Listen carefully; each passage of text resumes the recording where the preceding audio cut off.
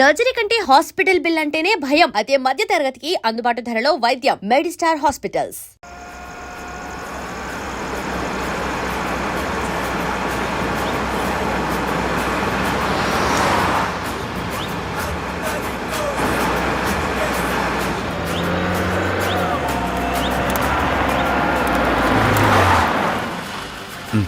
ఈ టైంలో కార్ ఆగింది ఏంటి?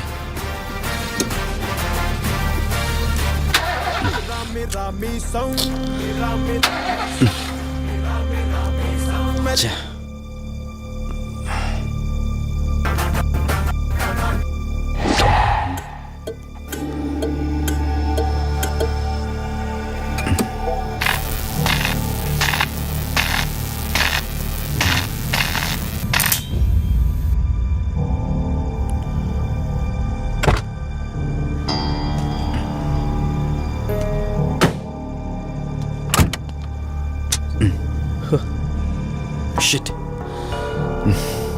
ఈ టైంలో వాటర్ ఎక్కడ దొరుకుతుంది?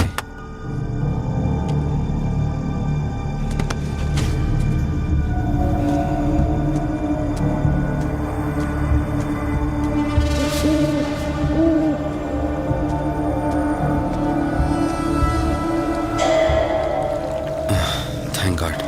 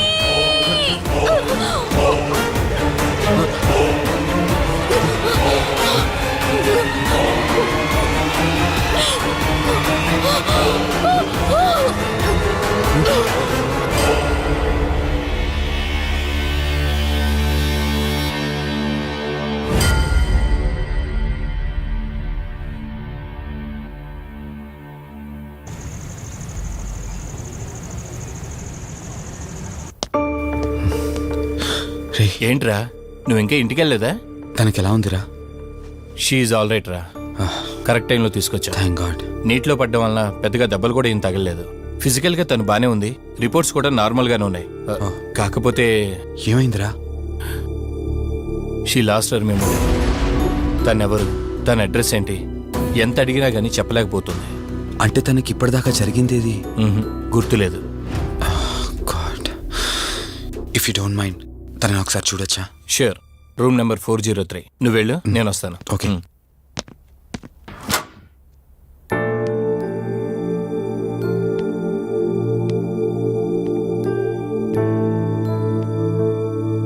హాయ్ అండి, మిమ్మల్ని సేవ్ చేసింది నేనే. బై ద వే, నా పేరు కార్తిక్. డాక్టర్ చెప్పారు మీకు జరిగింది ఏది గుర్తులేదని. మీ వాళ్ళ గురించి నేను కనుక్కుంటాను. మీరు రెస్ట్ తీసుకోండి.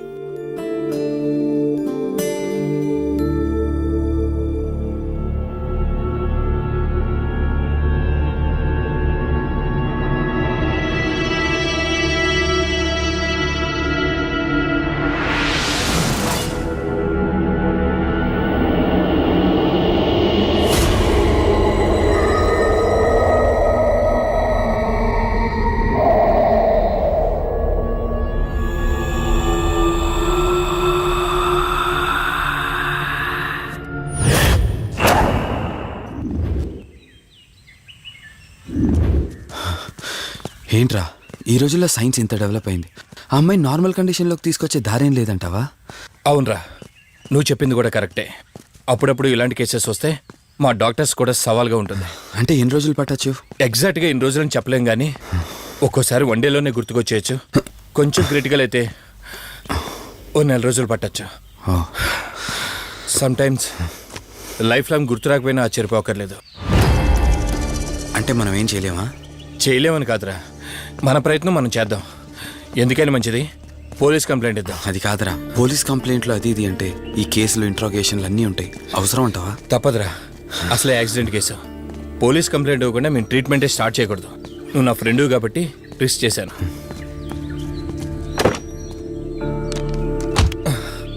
నువ్వేం కంగారు పడకరా. డిపార్ట్మెంట్లో నాకు తెలిసిన అంకుల్ ఒక ఆయన ఉన్నారు. నేను ఆయనతో మాట్లాడతాను. ఇంతకీ అమ్మాయి ఎక్కడ దొరికిందన్నా? అదే ప్రగతి నగర్ చెరువు. Good morning sir. Morning. Good morning. Good morning sir. Good morning. సమీర్ని ఒకసారి నా క్యాబిన్లోకి పంపిస్తారా? Okay sir. Good morning Karthik. Morning Sameer. మనం యూఎండే ఎంటర్టైన్మెంట్స్కి ఒక ఈవెంట్ చేస్తున్నాం కదా, దానికి మోడల్ సెలెక్ట్ చేయమన్నాను. ఎంతవరకు వచ్చింది? ఆల్రెడీ కొన్ని వీడియోస్ చూసి ఓ మోడల్ను ఫైనల్ చేశాను కార్తీక్. ఓ మీకు మెయిల్ చేశాను, మీరు ఒకసారి చూస్తే. Okay sure.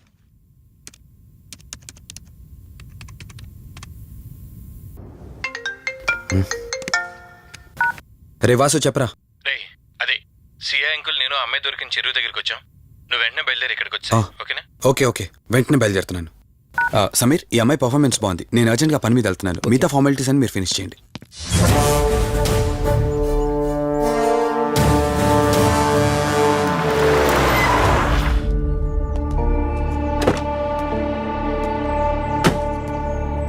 అంకుల్, నేను చెప్పాను కదా, నా ఫ్రెండ్ కార్తీక్. Hello sir. ఇక్కడే కదా నీకు అమ్మాయి దొరికింది? అవును సార్. ఇంత రాత్రి వాళ్ళని ఒక్కడవే ఇక్కడేం చేస్తున్నావు? బేసిక్గా I'm event organiser. Event finish చేసుకుని ఇటు వెళ్తుంటే. అంటే ఇక్కడికి వచ్చాక నీకు ఆరాగిపోయిందంటావు? అంకుల్, వీడు నాకు చిన్నప్పటి నుంచి ఫ్రెండ్. వీడి గురించి నాకు బాగా తెలుసు. అలాంటి వ్యక్తి కాదు. కావాలంటే మా డాడీని అడగండి. నువ్వు చెప్పేది కరెక్టే కావచ్చు వాసు. ఈ ఒంటి మీద యూనిఫామ్ ఉందే దేన్ని పూర్తిగా నమ్మదు. ఓ పని చేయండి, రేపు పేపర్లో అమ్మాయి ఫోటో వేయించండి. తన వాళ్ళు ఎవరైనా వస్తారేమో చూద్దాం.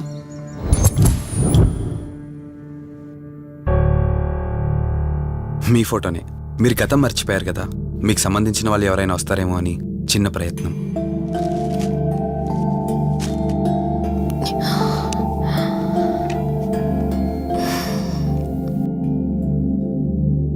ఒకవేళ ఎవరు రాకపోతే?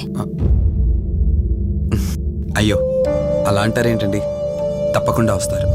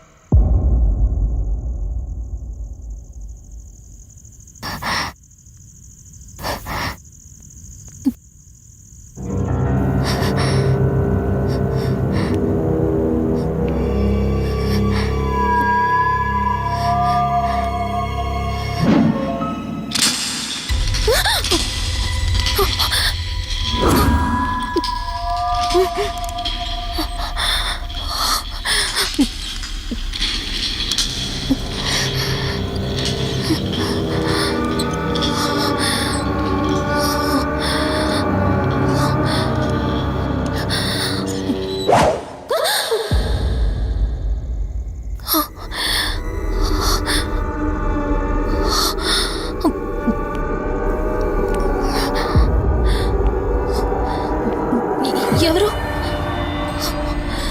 ఈ టైంలో ఇక్కడేం చేస్తున్నారు? మిమ్మల్ని మాట్లాడేంటి?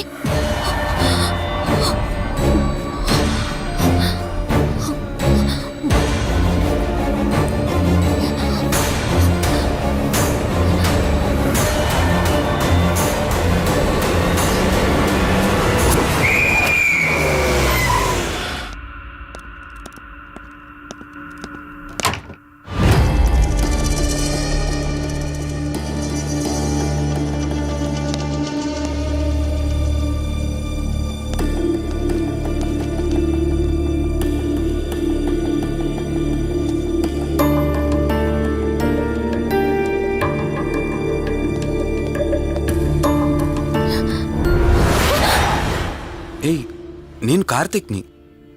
ఏం సడన్గా అలా ఉలిక్కి పడ్డారు? భయంగా ఉంది కార్తీక్. ఏదో తెలియని భయం నన్ను వెంటాడుతోంది. కలని తెలిసినా మనసు నమ్మట్లేదు. ఇక్కడే ఉందామంటే ధైర్యం చాలట్లేదు. మర్చిపోయిన గతం కంటే నా ఒంటరితనం నన్ను ఎక్కువ భయపెడుతోంది. నన్ను ఇక్కడి నుంచి వేరే చోటికి తీసుకువెళ్ళగలవా కార్తీక్? భయంగా ఉంది కార్తీక్. మర్చిపోయిన గతం కంటే నా ఒంటరితనం నన్ను ఎక్కువ భయపెడుతోంది. నన్ను ఇక్కడి నుంచి వేరే చోటికి తీసుకువెళ్ళగలవా కార్తీక్?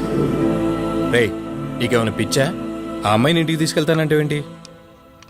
ఆ అమ్మాయి ఎక్కడి నుంచి వచ్చిందో ఎవరో కూడా తెలీదు. రేయ్, తను ఎవరు ఏంటని కాదురా. నువ్వైతే డాక్టర్గా తనని ట్రీట్ చేసి డిశ్చార్జ్ చేస్తావు. ఆ తర్వాత తను ఎక్కడికి వెళ్తుంది? ఇప్పటికే పేపర్లో యాడ్ ఇచ్చి చాలా రోజులు అవుతోంది. వాళ్ళ బంధువులంటూ ఇప్పటికొచ్చి ఒక్కరు రాలేదు. నువ్వు కూడా బంధువు కాదు కదరా. అనవసరంగా రిస్క్ తీసుకోకు. చూడు, నేను సిఐతో మాట్లాడతాను. రేపే అమ్మాయిని స్వచ్ఛంద సంస్థలోనే జాయిన్ చేస్తారు. ఆ తర్వాత ఏం చేయాలన్నది కూడా వాళ్ళే ఆలోచిస్తారు.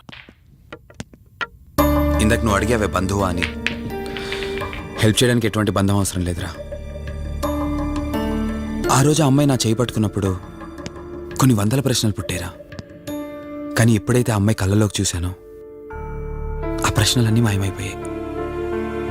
ఇలాంటి పరిస్థితుల్లో ఆ అమ్మాయిని ఒంటరిగా వదిలేసి చేతులు దులుపుకోవడం నాకు ఇష్టం లేదురా. రేయ్, ఫ్రెండ్గా చేయగలిగితే నాకు హెల్ప్ చేయి. ఆ సీఏతో మాట్లాడి ఎటువంటి ప్రాబ్లం రాకుండా చూసుకో.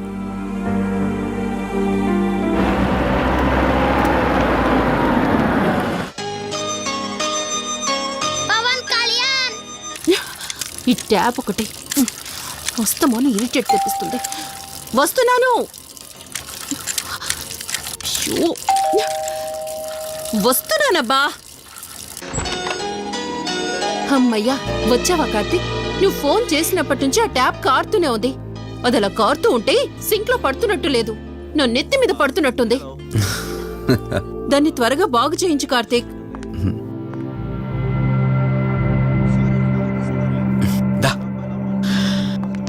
నేను చెప్తూ ఉంటానే, తనే మా వదిన.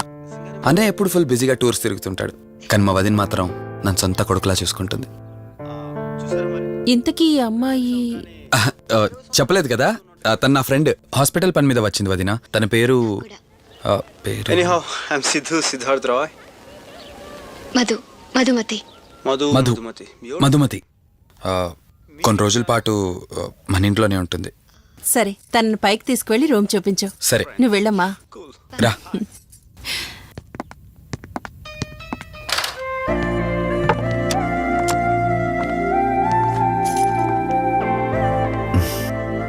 ఇదే నీ గది. ఎదురుకుండా ఉందే, అది నా బెడ్రూమ్. నీకు ఎటువంటి అవసరం వచ్చినా నన్ను అడగచ్చు. నీకు ఎటువంటి ఇబ్బంది ఉండదు. నాకు భయంగా ఉందని ఒక్క మాట చెప్పగానే ఏమీ ఆలోచించకుండా ఇంటికి తీసుకొచ్చారు. నా గురించి ఏమీ తెలియకుండానే ఇంతెందుకు చేస్తున్నారు?